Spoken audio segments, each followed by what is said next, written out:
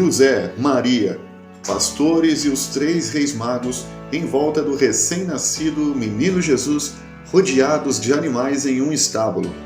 E se eu te dissesse que você entendeu errado a história do nascimento de Jesus? Vem comigo que eu vou te contar 3 mitos sobre o nascimento de Jesus que vão te surpreender. E o último vai te deixar chocado. Muito bom ter você aqui. Vamos desmistificar a tradicional imagem que circula no Natal sobre uma das histórias mais famosas da Bíblia. Se prepare para ficar impressionado e vem comigo. Jesus não nasceu em um estábulo. É comum vermos em filmes e adaptações cinematográficas sobre o nascimento de Jesus a cena de José e Maria batendo em muitas portas e não encontrando vagas em hospedagens da cidade, o que os obriga a procurar um lugar em um estábulo rodeados de animais para dar à luz ao Salvador do mundo. Não foi bem assim que aconteceu. Na verdade, por causa de um decreto de César Augusto, todos os homens deveriam estar em suas cidades de origem para fazerem o alistamento. José, que estava na Galileia, teve que partir da cidade de Nazaré com Maria para se alistar na Judéia, cidade de Davi, também chamada de Belém. Aqui podemos entender que a família de José habitava em Belém, o que, obviamente, garantiu sua hospedagem, já que era comum que viajantes se hospedassem na casa de seus parentes. Enquanto eles estavam em Belém, Maria deu à luz ao Messias prometido. E aqui acontece a famigerada confusão. Em Lucas, capítulo 2, versículo 7, diz o seguinte: E deu à luz a seu filho primogênito, e envolveu-o em panos, e deitou-o numa manjedoura, porque não havia lugar para eles na estalagem. Aqui, a palavra grega para estalagem é kataluma. Era comum que os hóspedes ficassem em uma estalagem, ou, do grego, kataluma, que significa o quarto sobressalente ou superior de uma casa particular ou de uma vila, onde os viajantes recebiam hospitalidade e nenhum pagamento era esperado. Como assim? Não havia lugar para eles na kataluma ou na estalagem. Isso significa que muitos, como José e Maria, viajaram para Belém e o quarto da família já estava cheio, provavelmente com outros parentes que chegaram mais cedo. Então, José e Maria devem ter ficado com a própria família na sala principal da casa e lá Maria deu à luz. Por isso Maria o envolveu com panos e o colocou em uma manjedoura, que era um local pensado para os animais comerem mesmo, porém dentro de casa e não em um estábulo, como a tradição nos ensina. Outra grande evidência disso está em Mateus capítulo 2, versículo 11, onde fala da visita dos magos ao menino Jesus. E, entrando na casa, acharam o menino com Maria e sua mãe, e prostrando-se, o adoraram, e abrindo seus tesouros, ofertaram-lhe dádivas, ouro, incenso e mirra. Prestou atenção no detalhe do início do versículo?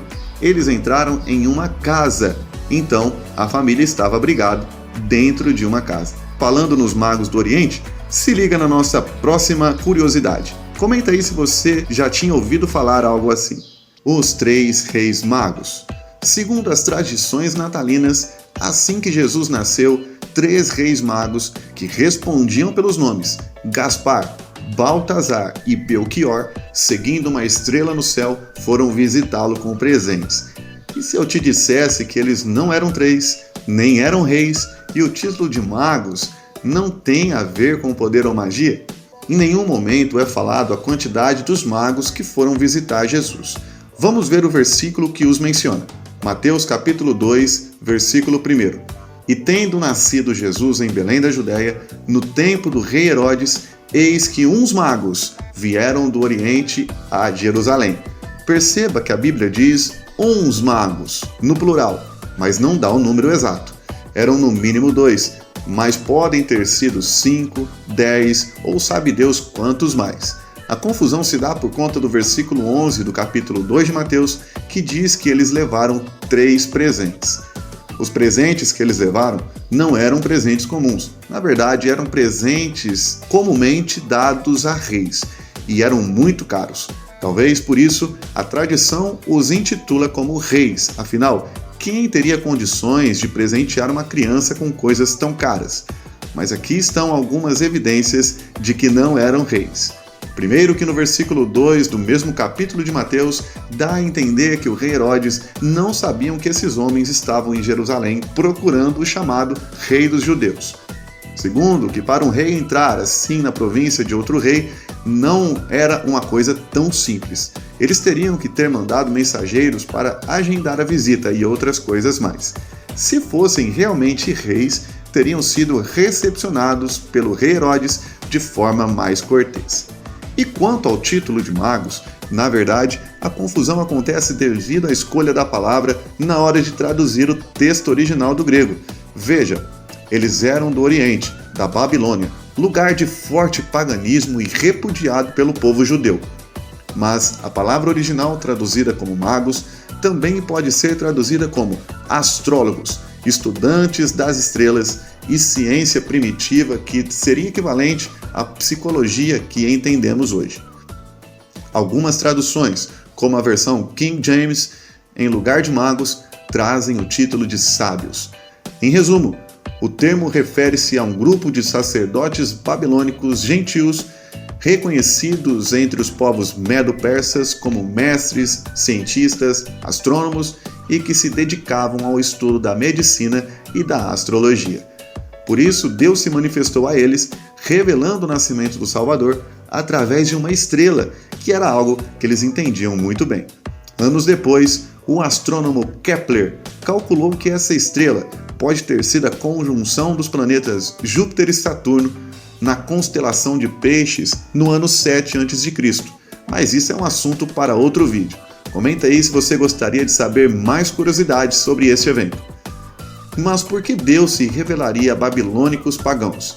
Deus tem seus motivos, mas não podemos ignorar que o profeta Daniel, homem de Deus, foi governador da Babilônia e que deixou seu legado lá, exercendo grande influência na religião pagã deles e já semeando a mensagem de que Deus enviaria o Messias para salvar o mundo. Outra curiosidade sobre os magos é que eles não chegaram imediatamente ao nascimento de Jesus, como o presépio mostra, mas sim 2 anos depois. Pois é, a Bíblia diz que assim que chegaram, foram procurar o rei Herodes e contaram sobre a estrela que anunciaria que teria nascido o rei dos judeus. Herodes, chamado o Grande, que reinou entre 39 a.C.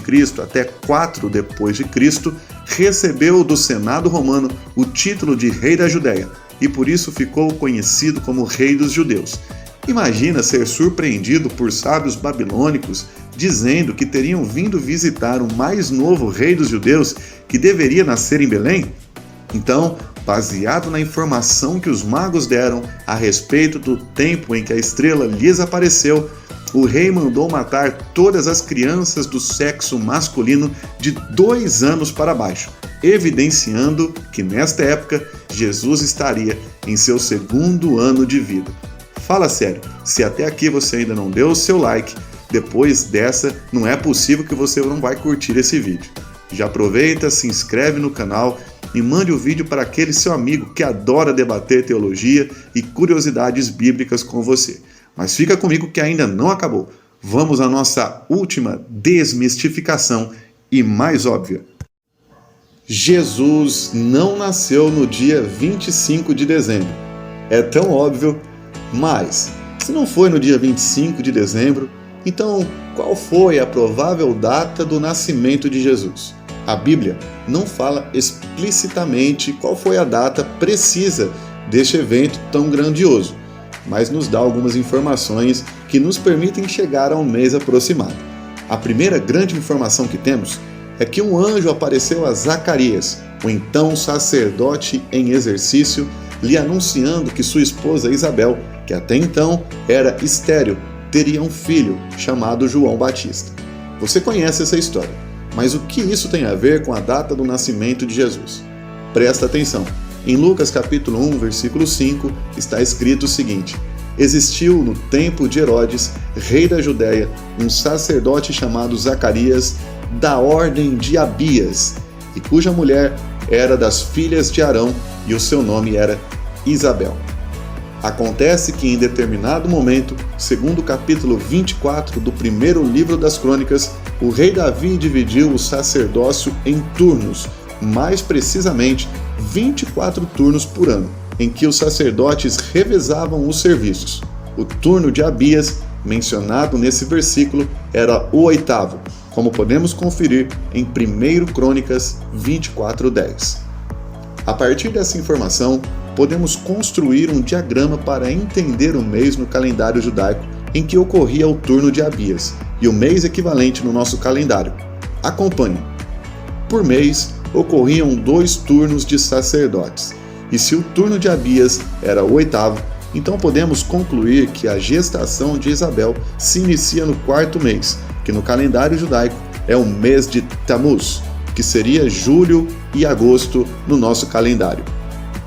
Se continuarmos lendo a história de Lucas capítulo 1, no versículo 26 temos: "E no 6º mês foi o anjo Gabriel enviado por Deus a uma cidade da Galileia chamada Nazaré." Contando a partir do mês de Tammuz, Maria teria recebido a notícia de que seria a porta de entrada do Salvador aqui na Terra no mês de Sebat, equivalente ao nosso calendário entre janeiro e fevereiro. Aqui já fica fácil, basta a partir daqui contarmos 9 meses de gestação, o que nos leva ao mês de Bul, e voilá, concluímos que Jesus nasceu entre outubro e novembro. E aí, você sabia disso? Se você gostou deste conteúdo, não se esqueça de se inscrever e ativar o sininho para receber notificações cada vez que lançamos um vídeo novo, sempre com conteúdo bíblico e teológico para abençoar a sua vida. Até o próximo!